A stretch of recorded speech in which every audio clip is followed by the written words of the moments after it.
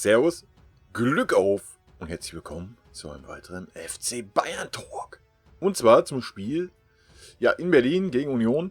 Der erste Bayern Talk seit über 2 Monaten oder der erste Bayern Talk zu einem Spiel. Ja, generell mal, also erstmal das Wichtigste. Leute, was ist denn mit dem Kimmich und unserem Schnurrbart los? Also, weiß nicht, ob er irgendwie in den 70er hängen geblieben ist oder was. Sieht auf jeden Fall schwierig aus. Aber über Geschmack lässt sich ja streiten. Ne? Mal zu dieser ganzen Corona-Geschichte und Fußball. Da wurde ja auch viel in den letzten Wochen so drüber geredet, von wegen Sonderstellung des Fußballs und so weiter. Unverantwortlich und so weiter und so fort. Ich persönlich begrüße das, dass der Ball wieder rollt. Ich denke, 2 Monate ohne hat uns gereicht oder hat mir gereicht. Wobei ich auch sagen muss, jetzt so nach dem ersten Spiel, weiß ich auch noch nicht so recht, was ich davon halten soll. Also, es ist schon ziemlich schwierig. Warum bin ich eigentlich hier so klein, Alter? Ja, weiß ich nicht. Schon ziemlich schwierig, sich anzugucken, irgendwie, dass Emotionen entstehen, so richtig, weiß ich nicht. Zumindest jetzt gegen Union war es jetzt irgendwie bei uns, so erste Halbzeit war es so absolut Freundschaftsspiel. Flair, zweite Halbzeit dann mal so eine halbe Stunde ein bisschen mehr, aber allgemein war es jetzt kein Spiel, wo man irgendwo mitgegangen ist oder sich groß aufgeregt hat oder sowas. Weiß ich nicht, schwierig. Weiß nicht, ob es jetzt nur an dem Spiel lag, am Gegner lag oder halt an dieser ganzen Situation ohne Zuschauer, was natürlich einen Teil dazu beiträgt, ja. Aber mir dann abschließendes Urteil zu erlauben, muss ich mal 2, 3, 4 Spiele sehen. Wie ich sonst schon sagte, also so allgemein begrüße ich das. Dass sich da andere Sportarten aufregen, warum der Fußball stattfinden darf und sie nicht und so weiter, kann ich irgendwo nachvollziehen. Allerdings muss man auch ganz klar sagen, das halt nun mal, Alter, was ist los?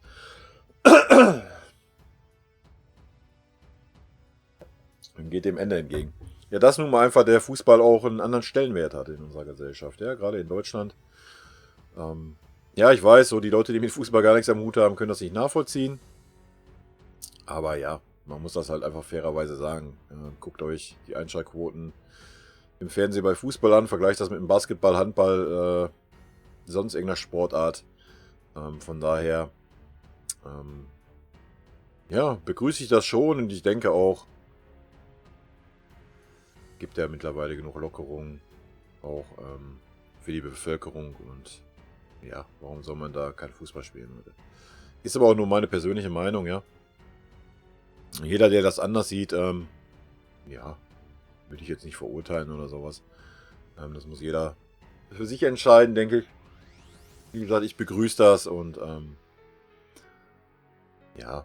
wenn es teilweise doch ein bisschen lächerlich aussah, wenn da irgendwie die Trainer haben keine Maske vom Gesicht. Der 4. Offizielle, der da mittendrin steht, hat eine Maske an. Weiß ich auch nicht. Die Spieler, die sitzen auf der Tribüne, irgendwie gefühlt 10 Meter auseinander, haben alle eine Maske auf. Alles so ein bisschen, weiß ich nicht, komisch. Sinn oder nicht Sinn, sei mal dahingestellt. Dafür können wir Fußball sehen. Was mich jetzt nicht vom Hocker gehauen hat, muss ich ganz ehrlich sagen. Also für mich war das jetzt so, so Freundschaftsspielmäßig irgendwo. Schwierig, denke ich. Und ich denke auch, dass es irgendwo eine Wettbewerbsverzerrung sein wird. Gerade jetzt auf so ein Spiel gesehen wie heute. Ich denke, wenn das Haus da voll gewesen wäre, hätte Union bessere Chancen gehabt, weil wir waren heute nicht so stark, muss man fairerweise sagen. Ich meine, Union hat auch gar nichts gemacht. Die haben halt das gespielt, was sie können. Zweikämpfer sich hinten reinstellen und ab und wann mal ein bisschen pressen. Also da war ja jetzt auch nicht irgendwie was.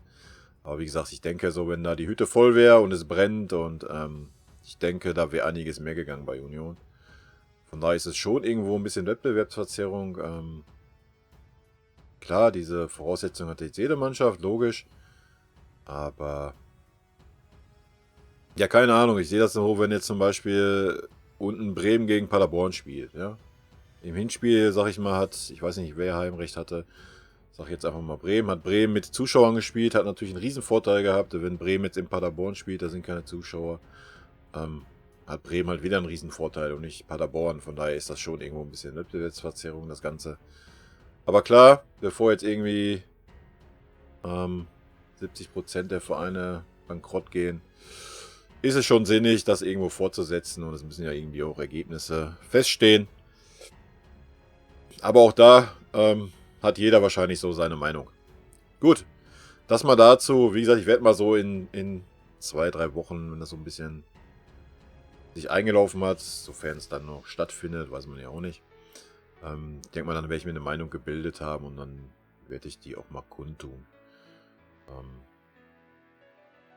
Kommen wir zum Spiel, wa? Würde ich sagen. Spiel war, wie ich schon sagte, ich meine, gut, erste Halbzeit haben wir auch 40 Minuten lang mit 10 Mann gespielt, muss man ja fairerweise auch sagen. Weiß nicht, wie ihr das seht. Ich habe den Goretzka beim Einlaufen gesehen, danach habe ich ihn in der 40. Minute gesehen, wo der Subotic ihn nicht gesehen hat und ihn getroffen hat und es einen Elfer gab. Dazwischen habe ich den Goretzka nicht einmal gesehen. Also von mir ganz klar Note 6, Alter. Es geht nahtlos weiter, wie es aufgehört hat, hier notentechnisch. Totalausfall. Ich mag einen Goretzka ungemein, aber das war ein Totalausfall. Generell weiß ich nicht, was der Flick an dieser Taktik, was ihn daran irgendwie geil macht, den Müller da auf rechts verschimmeln zu lassen. Und Goretzka da, ja, ich meine, wenn man den Goretzka nicht sieht, man hat ihn nicht gesehen 40 Minuten lang, Leute. Ich denke, das kann jeder unterschreiben, der das Spiel gesehen hat. Weiß ich nicht, verstehe ich nicht. Schon gar nicht, wenn man Coman draußen hat, wenn man Perisic draußen hat. Gnabry war für mich auch, ja, 4 heute, war gar nichts, Alter. Ja, dann war er 2-3 Mal, hat er da irgendwie Torschuss angesetzt, der abgeblockt wurde. Das kann man halt einfach auch besser machen. Und ansonsten war das auch wieder so der Gnabry, wie man ihn kennt eigentlich. Also generell, also bei unserer Mannschaft habe ich jetzt keinen großen Unterschied festgestellt, sag ich mal. Zu dem, wie es vorher war. Also Fonsi war stark wie immer, Alaba war auch gut, Boateng war schlecht, ja, muss man ganz klar so sagen. Boateng war schlechter als wie vorher. Pavard war wieder mega heute, nicht nur wegen seinem Tor, hat wieder geackert wie ein Stier. Thiago war ein bisschen schwach, ja, das stimmt. Kimmich hat auch ein bisschen gebraucht, bis er drin war. Zweite Halbzeit war er aber auf jeden Fall besser. Ja, Levi, mein Gott, ich meine, Levi hat viel geackert. Levi hast du mehr gesehen wie ein Goretzka. In den ersten 40 Minuten, das sagt eigentlich alles aus. Aber ansonsten hat das natürlich schwer gehabt, hat auch keine Bälle gekriegt und ja, die haben wieder alles durch die Mitte gespielt gegen Union, die da mit einer Fünferkette stehen und dann nochmal 2 Mann davor.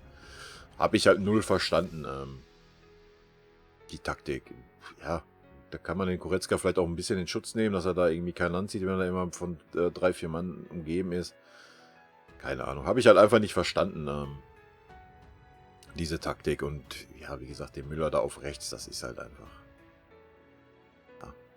Weiß ich nicht, ist verschenkte Liebesmühe, Alter. Kannst du dir halt schenken, das ist halt... Generell, wir haben es gesehen, wenn der Fonsi mal durch ist, also Davis mal durch war auf Außen, das war 2-mal in der ersten Halbzeit, waren die einzigen 10, wo es gefährlich war. Verstehe ich nicht, warum wir uns dann da hinstellen und alles durch die Mitte spielen sollen. Das muss ja vom Trainer vorgegeben sein, hat man in der Aufstellung gesehen. Kann ich persönlich nicht nachvollziehen. Ich denke, hätten wir mit Müller mittig gespielt, Coman von Anfang an, denke ich, wäre das ganz anders gelaufen. Dann wäre es auch nicht nur 2-0 ausgegangen. Aber das ist auch nur meine persönliche Meinung. Ansonsten, klar, sind wir zufrieden. Wir haben 2-0 gewonnen. Wir haben gewonnen. So ist erstmal so das Wichtigste, nach so einer langen Pause erstmal wieder reinzukommen. Aber generell an der Ausrichtung der Mannschaft muss es auch erlaubt sein, zu sagen, das ist für mich halt einfach, ja. Ich meine, verkehrt kann man nicht sagen. Wir haben halt 2-0 gewonnen, ja. Also von daher muss man das auch so hinnehmen. Ja, wie ich schon sagte, so Union hat das gespielt, was sie können. Leute, guckt euch den Kader an. Erste Halbzeit waren sie auch irgendwie mit 70% Zweikämpfe oder 65% Zweikämpfe vorne. Ja, zweite Halbzeit ist immer so ein bisschen mehr so der Sprit ausgegangen, hatte ich so das Gefühl. Ja, stand natürlich lange 1-0, das war auch ein Problem. Ansonsten, ich meine, das 1-0, wo der Müller angeblich einen Millimeter im Abseits stand. Hätte natürlich auch wegbleiben können, aber wenn du da als Stürmer vor der Kiste stehst. Also, der Ball wäre reingegangen mit dem Drall, den er hatte. Ja, gehst halt nochmal hin. Da kann man ihm keinen Vorwurf machen. Und ja, wenn man dann da diese Linien zieht und es ist 1 Millimeter, also Leute, wirklich. Weiß ich auch nicht, ist auch so eine Sache. Und dann stehen da 4 Minuten auf dem Platz, Alter, und machen erstmal Däumchen drehen. Ja, ganz schwierig. So Stimmung, was heißt Stimmung? So Feeling halt her. Ganz schwierig. Ich fand es auch sehr, sehr bedenklich. Ich meine, wo der Pavard das 2-0 gemacht hat, der hat sich halt noch richtig gefreut. Wollte dann richtig eigentlich zum Jubel ansetzen, so, und dann merkt auf einmal, oh ja, nee, ich darf ja gar nicht jubeln. Und boah, Leute, Alter, ey. Also jetzt mal ganz im Ernst, die Jungs oder die Männer werden irgendwie alle 3 Tage getestet. Und wenn man dann innerhalb einer Mannschaft ist, dass man dann irgendwie da das Jubeln verbietet, Alter, ist halt einfach auch lächerlich. Ich meine, die sitzen zusammen in der Kabine, Arsch an Arsch. Ja, sind keine Kabinen, wo irgendwo 3 Meter zwischen dem Platz ist. Die duschen auch nicht in Fünfer-Teams oder so ein Scheiß. Weiß ich nicht, es ist halt so lächerlich irgendwo alles. Ja, wenn man schwitzt und da im Zweikampf ist, ja, dann ist das halt so, ja, dann kann sich das auch übertragen. Und dafür werden die ja auch alle getestet und ja, weiß ich nicht, ganz schwierig. Auch hier dann ihn hier, weißt du, ihn. Darfst du nicht die Hand geben oder so, hier, nur Faust und Alter. Weiß ich nicht. Weiß ich nicht, weiß ich nicht. Ist alles so ein bisschen gezwungen irgendwo. Deswegen sage ich kann mir da noch nicht wirklich ein Urteil bilden. Aber ich schweife schon wieder ab, ey. Ja, zum Spiel. Wie gesagt, wir können mal kurz in die Statistiken reingucken.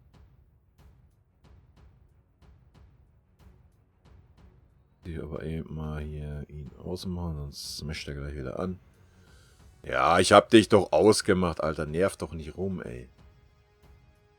Ja, so am Ende sind die Statistiken eigentlich, ja, obwohl der Ballbesitz hat sich ein bisschen verlagert. Der war zwischenzeitlich mal irgendwie über 70% bei uns. Ihr seht 32% zu 67 oder 32 zu 68. Abseits ist wurscht. Fouls 13-10 hat sich nichts getan.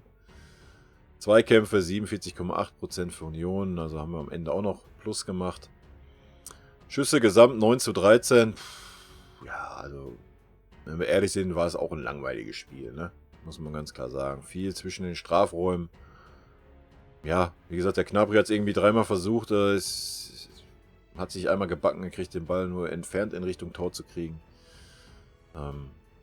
Ja, es war ein schlechtes Spiel, also so von der Highlights her irgendwo. Also, wie gesagt, viel Zweikämpfe, viel Mittelfeldgeplänkel, also 13 Schüsse oder 9 bei Union. Keine Ahnung, was die da gezählt haben, Alter. Ob die da die Einwürfe gezählt haben. Ich kann es euch nicht sagen. Gefühlt habe ich irgendwie von Union einen Schuss aufs Tor gesehen und von uns 2. Das war es irgendwo. Also.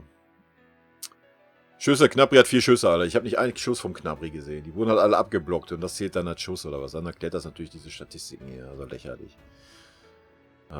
Ja, Pavard fand ich stark. Levi, ja, weiß ich nicht, war so Standardleistung. Müller war auch so Standardleistung. Aber wenn er rechts spielt, ist er halt einfach immer so meh. Aber immerhin 10 gewonnene Zweikämpfe. Pavard 9, spiegelt es wieder. Thiago, ja, habe ich stabil gesehen. Davies fand ich stark.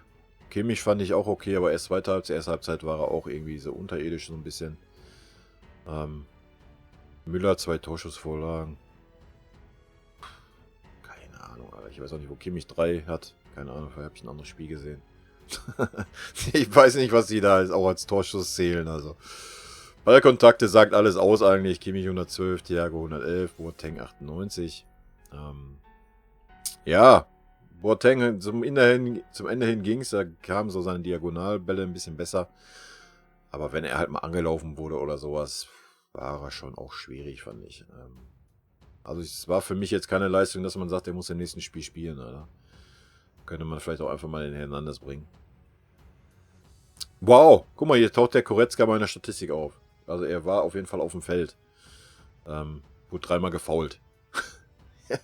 Wow! Wow, wow, wow.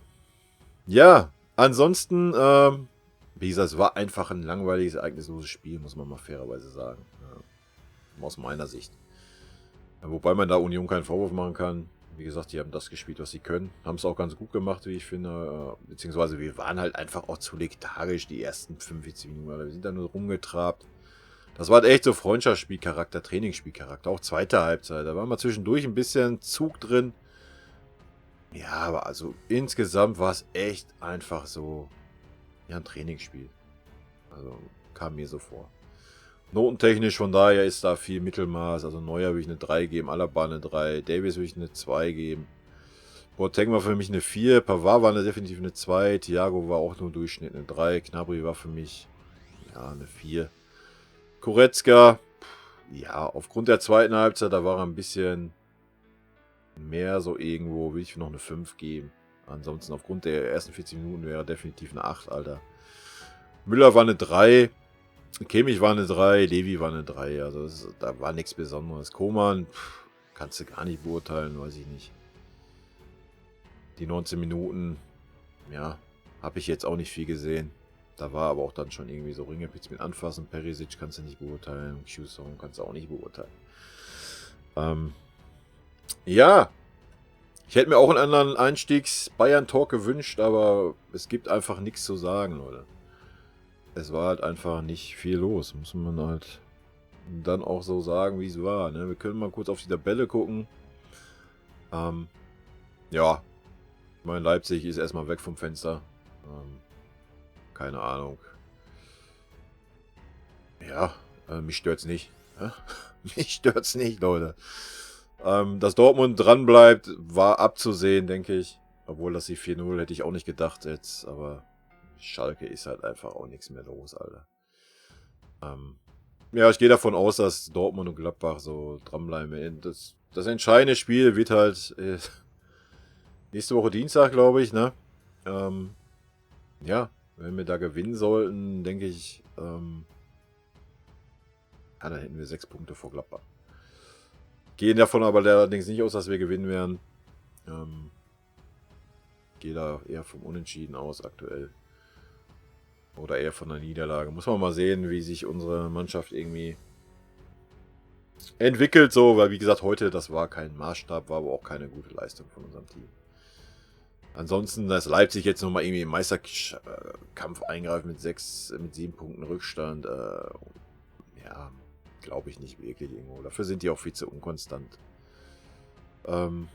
Ja, denke mal, die werden sich hier noch so ein bisschen mit Leverkusen betteln, wer Vierter und Fünfter wird.